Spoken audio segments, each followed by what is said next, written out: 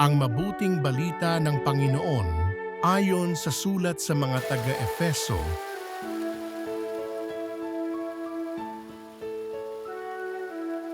Mga kapatid, marahil naman nabalitaan na ninyong dahil sa kagandahang loob ng Diyos ay ipinagkatiwala niya sa akin ang tungkuling ito para sa inyong kapakinabangan.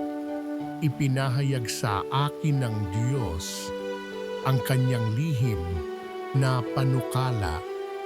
Ang hiwagang ito'y hindi ipinaalam sa mga tao noong mga nakaraang panahon, ngunit inihayag ngayon ng Diyos sa pamamagitan ng Espiritu sa kanyang mga banal na apostol at mga propeta.